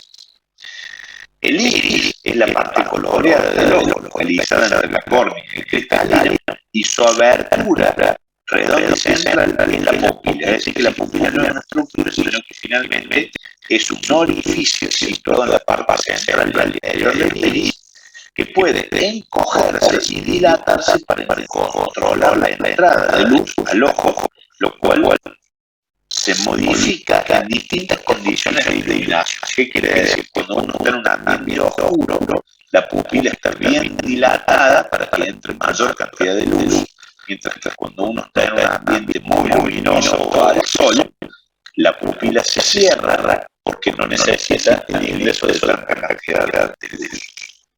Acá lo estamos viendo de nuevo, y entonces vamos a estudiar un poquito más esto que corresponde a la segunda etapa. Fíjense, acá estamos viendo una imagen anterior, frontal, vemos la esclerótica, que es lo blanco, y adelante la córnea. Si sacamos la córnea, esto que está por debajo es el iris, y todos los procesos iriales.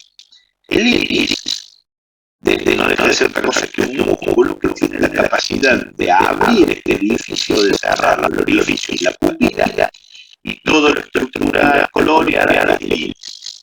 Entonces, la dilatación o la contracción de la pupila está dado gracias a justamente la actividad muscular de esto. Y ahí nos vamos a dividir después en los músculos extrínsecos, globo ocular, y los intrínsecos, que serían estos. La dilatación o la contracción de la pupila lo vamos a ver en nuestra vida universitaria, lo vamos a ir estudiando como un signo neurológico, como una forma de examinar a nuestro paciente importante. Se llama midriasis, cuando el paciente tiene la capacidad de dilatación de la pupila, la tiene la pupila bien dilatada. Ahí estamos viendo en el corte, fíjense cómo el cuerpo ciliar trabaja sobre el iris y sobre lo que va a denominarse pora cerrada. Finalmente, la capila retina. Ahí tenemos que entender, como dijimos, que es la capa más sensible, la capa neurológica. En ese lugar vamos a estudiar de estas tres cosas: la papila, la mácula y la salida del nervio óptico. La papila, también conocida como disco óptico, es un punto ciego, es una zona circular situada en el centro de la retina, por donde salen del ojo los axones de las células ganglionares de la retina que van a formar el nervio óptico. Es decir, es un punto donde no hay células que tienen capacidad de percepción. Por lo tanto, se lo denomina punto ciego. Si uno quisiera concentrar la visión o utilizar esa zona de la retina, no ve nada. La mácula, una mancha amarilla que existe en la retina, localizada y que básicamente es especial para la visión fina o la visión de los detalles. Es decir, que es un conjunto de células neuronales propias de la retina que tienen la capacidad de dar la visión fina. Y finalmente el nervio óptico, que es un nervio parcraniano, ustedes saben que es sensitivo y que se va a encargar de llevar toda esta información que recibió la retina y transmitirla directamente hasta la corteza cerebral para que sea acá estamos viendo. Entonces, finalmente en la retina vemos la imagen de la mácula. Este es el punto ciego que corresponde al nacimiento del nervio óptico. Contenido que tiene el globo ocular. Recién acabamos de ver entonces las tres capas: la esclerótica, que termina adelante en la córnea, la coroide lluvia, que termina adelante con el iris y el proceso ciliar, y la retina, que termina atrás con el nervio óptico. Pero adentro del globo ocular encontramos el cristalino, el aparato suspensor, el cuerpo movible y el humor motriz. El cristalino es una lente biconvexa, transparente, que ayuda a atraer el rayo de luz para que se concentre en la retina. Es decir, es una especie de justamente prisma o una lente que lo que hace es el ingreso de esos rayos de luces, lo concentra en esta estructura cóncava que es la retina. Tenemos el aparato suspensor o la sonda ciliar, que es el ligamento suspensorio del cristalino, que son en realidad un conjunto de fibras que van desde la carita hasta el ducto ciliar hacia el cristalino, y que la función que tienen es al traccionar el cristalino hacerlo más grueso o fino de acuerdo a la necesidad de enfocar más o menos más. Y el cuerpo vitrio y el humor vitrio forman gran parte de la forma de estabilidad, ocupan el gran espacio que se encuentra adentro, y en realidad hay líquido gelatinoso transparente que va a ayudar a denominar medios transparentes del ojo. Fíjense, acá lo estamos viendo de nuevo, esto es la estructura, y en donde podemos ver que el cristalino es esta lente que está adentro y que está sostenida por músculos grosos ciliares, y que su dilatación o contracción lo hace más delgado o más grueso, y de esa manera los pacientes de luz tienen una percepción o una capacidad diferente a nivel de la retina. Esto nos permite estudiar dos cámaras diferentes a nivel del globo ocular, una cámara anterior y una cámara posterior.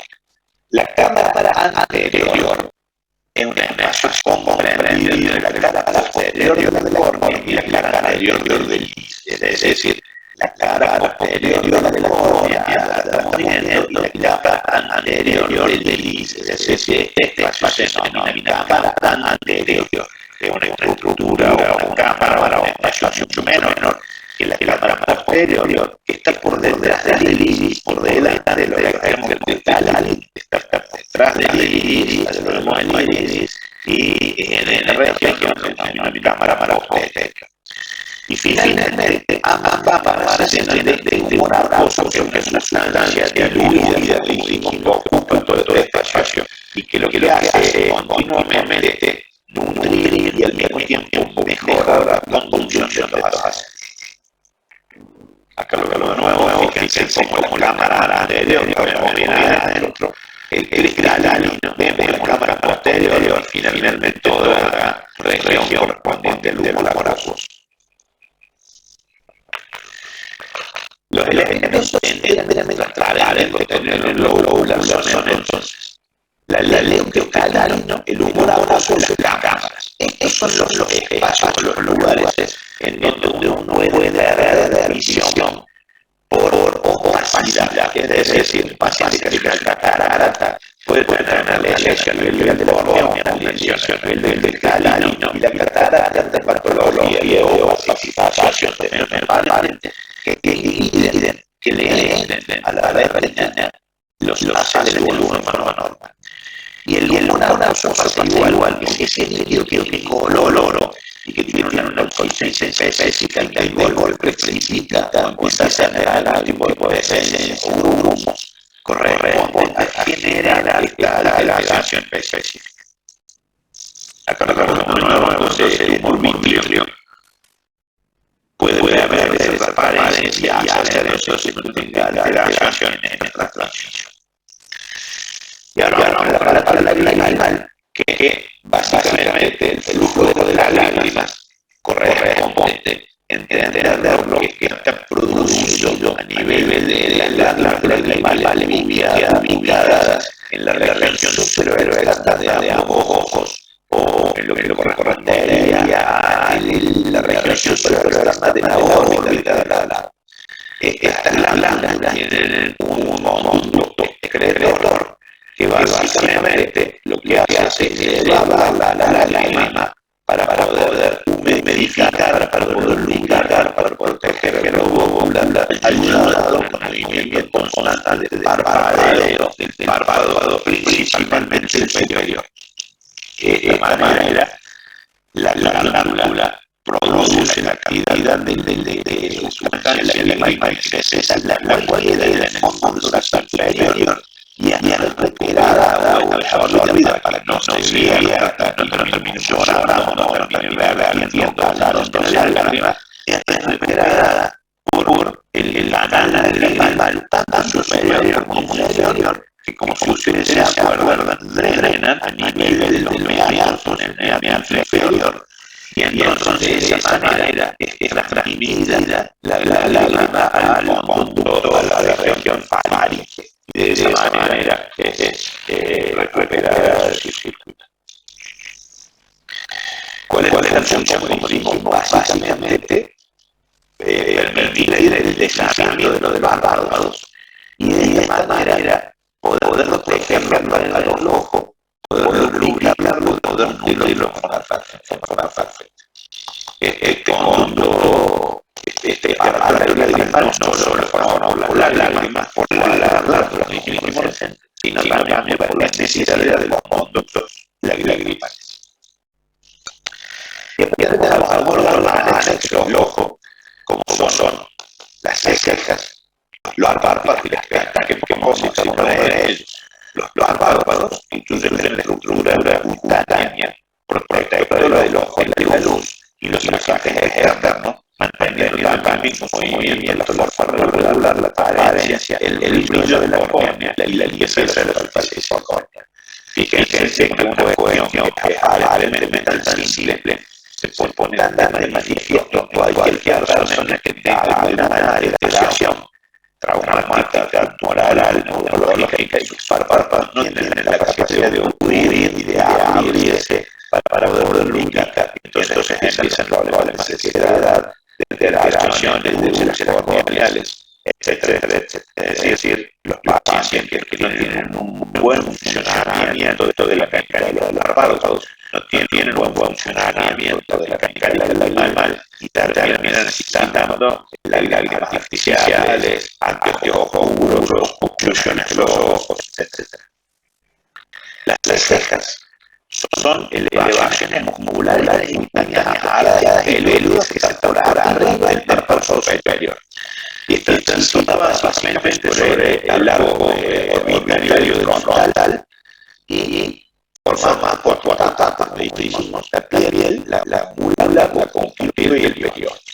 ¿Cuál es la función que tiene la ceja? Es una especie de techito, de una visera sobre la región de la órbita. Y finalmente la pestaña, en donde cada uno de los pelos que le crecen en el borde es un conjunto de pelos que crecen en el borde del párpado. Cada uno de los ojos tiene alrededor de 200 pestañas. El párpado superior tiene muchas más que el párpado inferior. Y la función consiste en proteger el ojo del polvo, la párpado pestaña y el exceso de luz que podría entrar a esta región. Con conclusiones, podemos decir que el ojo cumple una de las funciones más importantes para el hombre, como lo es la visión. Entonces, los ojos constituyen un excelente ejemplo de un órgano especializado para recibir la luz, altamente sensible. Además, puede llevar a cabo la acomodación gracias a los movimientos musculares, varios focos, los puntos donde mira y hacerlo de esta manera que tengamos una visión que se denomina binocular. Binocular significa que ambos ojos pueden ver. Y de esta manera el ojo es fundamental para poder percibir estímulos externos que el medio nos provoca y permiten comunicarnos. Vamos a referir que es el diafragma, pero lo que tuvieron una neuroanatomía básicamente es el funcionamiento de ambos nervios ópticos inmediatamente por dentro una vez que han ingresado a la región craneal a nivel de la silla turca de la glándula pituitaria del hipófisis. Los nervios ópticos se fusionan. De esa manera sale luz, salen fibras para cada uno de los globos oculares. De esta manera, cada globo ocular tiene filtrada o procesada la imagen de ambos ojos. Bueno, y vamos a hablar un poco de los intrínsecos. Seguimos investigando, vamos a hablar de la estructura del globo ocular. Ya estamos entendiendo que el ojo tiene su parte del esclerótico que se la ve sana. Hay un ojo que mira hacia arriba y el otro que no. Hay uno que pareciera más adentro y el otro que no. Entonces ya vamos entendiendo algunas cosas, no sabemos todavía por qué le duele, no sabemos si está inflamado, no sabemos si hay una alteración de la mecánica de causa, pero vamos a avanzar un poquito más. Los músculos a nivel del ojo los vamos a dividir en los músculos extrínsecos y los músculos intrínsecos del ojo. Los músculos extrínsecos son músculos que se encuentran justamente por fuera del globo ocular, adheridos todos a nivel de la erótica. Y los músculos intrínsecos los vamos a ver adentro del globo ocular. Van a hacer lo que se van a ocupar de abrir o cerrar la pupila. Los músculos extrínsecos del ojo, y eso es importante separarlo y conocerlo. Ya vimos del ojo, es una estructura fácil, es difícil de hallar las capas, los anexos y los músculos. Y los músculos bien divididos en extrínsecos e intrínsecos. Los extrínsecos son 6 y están relacionados puramente con el movimiento que el ojo globular necesita por donde se encuentran cada uno de estos músculos. Como su nombre lo dice, justamente está fuera de la estructura. Estos músculos son 4 rectos y 2 oblicuos. Acá estamos viendo un corte sagital, también estamos viendo la órbita, fíjense el borde del techo superior, el raíz, como se lo ve perfectamente, el borde inferior o el piso que es el pilar inferior. Entonces vemos como el globo ocular está en su interior y tiene estas estructuras musculares que se van a insertar en la erótica y ahí van a ir a un punto de fusión que se denomina zona del zinc. Y en ese lugar van a poder contraerse. Y de acuerdo a cuál de ellos se contraiga es hacia dónde va a apuntar el globo ocular. Entonces, si yo quiero mirar hacia arriba, necesito que el recto superior se contraiga y entonces el globo ocular va a inclinarse y va a generar una mirada hacia arriba y en forma opuesta hacia abajo, y si quiero mirar hacia adentro o hacia afuera, y eso lo van a dar los 4 rectos. Pero después hay dos músculos que se denominan oblicuos, arriba y otro abajo, pero ese oblicuo mayor y oblicuo menor, y vamos a ver qué nos produce. Como conceptos, son músculos relacionados que están fuera de la estructura propia, conforman una estructura muscular voluntaria, son músculos voluntarios, reciben el nombre, como dijimos, de recto superior, inferior, medial o interno, lateral o externo, y oblicuo superior o mayor y oblicuo inferior o menor. Se originan en un anillo tendinoso conocido como anillo de zinc. Ahí lo estamos viendo, nace de ahí. Este anillo de zinc está insertado justamente en el esqueleto final o en el punto final de la órbita, que la veamos.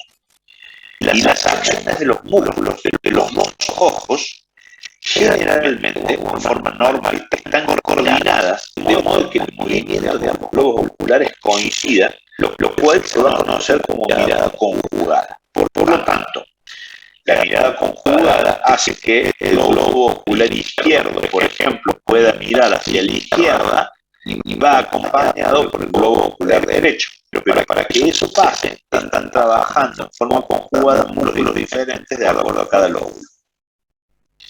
Los glóbulos oculares deben tener un movimiento sinérgico o coordinado para formar así una imagen única a nivel cerebral. Por lo tanto, es importante su coordinación. Y están inervados el motor ocular, por el área motor ocular común, y ahí el nombre motor ocular, es decir, es el nervio que mueve el ojo común, o por el tercer par, que inerva el recto superior, el recto inferior, el medial y el oblicuo inferior. Pero después tenemos otros dos nervios que participan, que son el par craneal 4, que inerva el oblicuo superior, y el facial, par número 7, que se dice acá, errado, que inerva el recto lateral. Entonces, si lo vemos desde una visión anterior, podemos ver claramente que tenemos el recto superior, el recto externo, el recto inferior y el recto interno. Arriba el oblicuo mayor, abajo el oblicuo menor.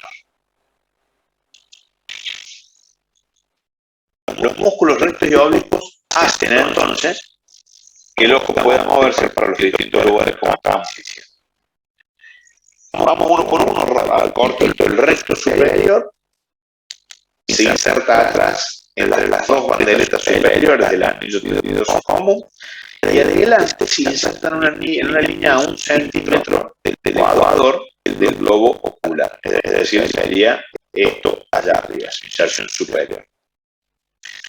El recto inferior nace entre las bandeletas inferiores del anillo de zinc y adelante está a 6 milímetros por debajo de la córnea, es decir, sería esta inserción de la córnea, cuando termina la córnea 6 milímetros por debajo tenemos ya la inserción.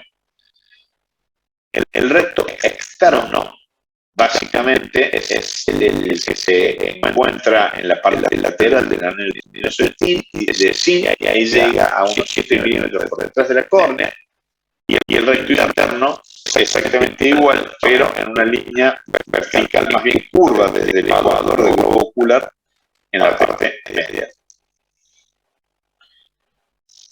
Básicamente, ahí lo estamos viendo, todos tienen la misma disposición, unos llegan más cerca, otros llegan más lejos, pero en su parte del ecuador, a lo que se conoce como el punto central, le podríamos decir, todos están insertados por delante.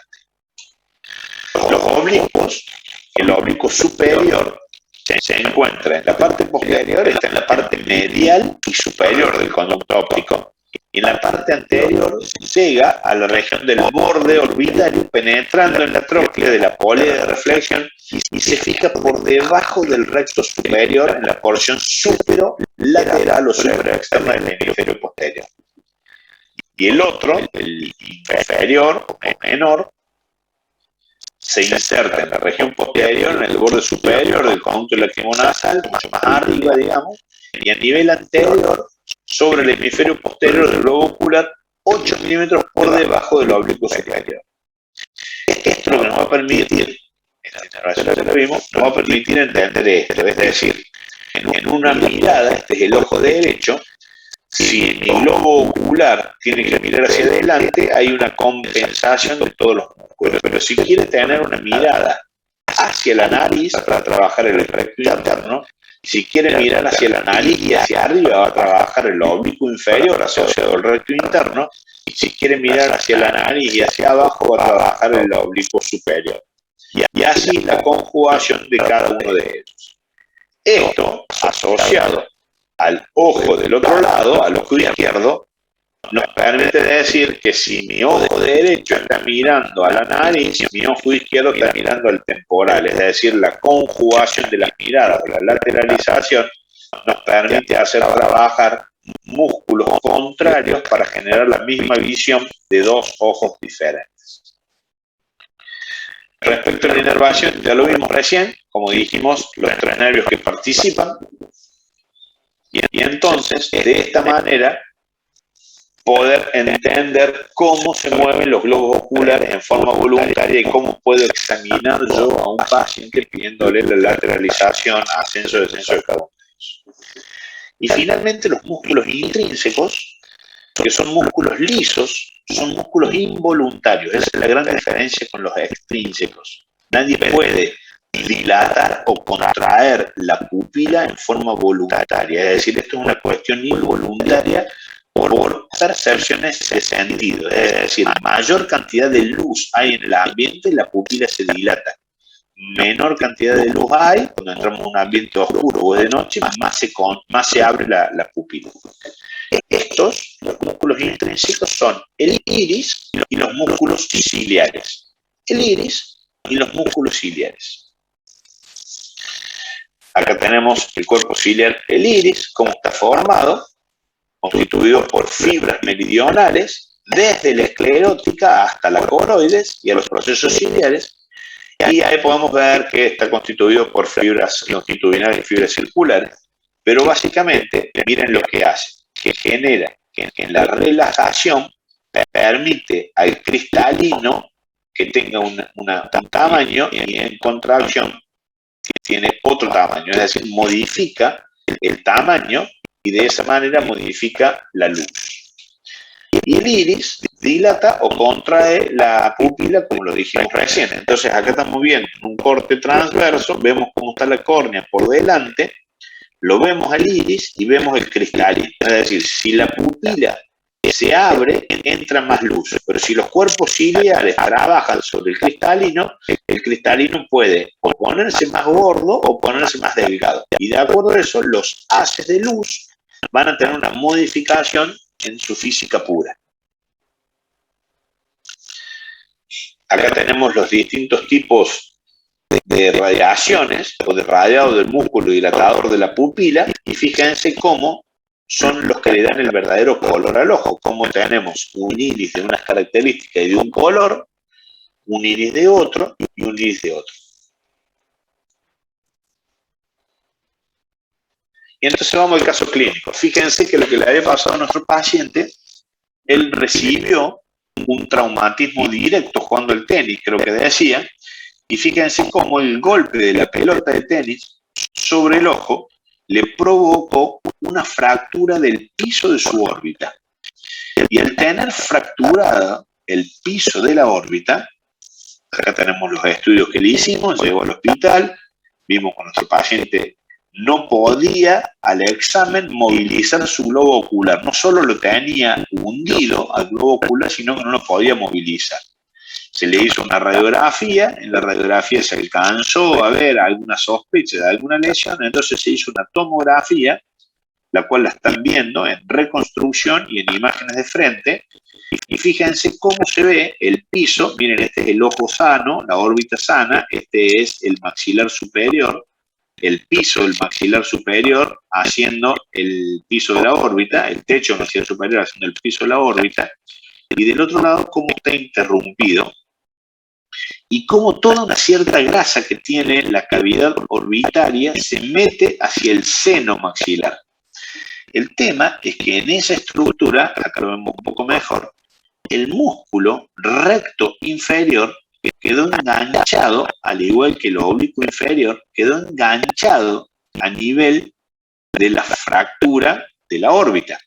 Por lo tanto, el globo ocular, al quedar traccionado, quedaba en una posición obligada de la mirada que habíamos visto hace un ratito. Bueno, de nuevo, es un tema sencillo, es un tema orientador, véanlo bien y tranquilo, lo trabajan con sus comisiones, y es un tema que se toma siempre en los exámenes finales porque tenemos que conocer las capas, los músculos, la inervación y los medios transparentes que tiene el ojo. ¿Alguna duda? No, profe. No, profe. No, profe. Bueno, el viernes tenemos anatomía radiológica, creo, y el lunes que viene me parece que queda la clase de aparato de oído, y de a poco vamos arrancando, terminando.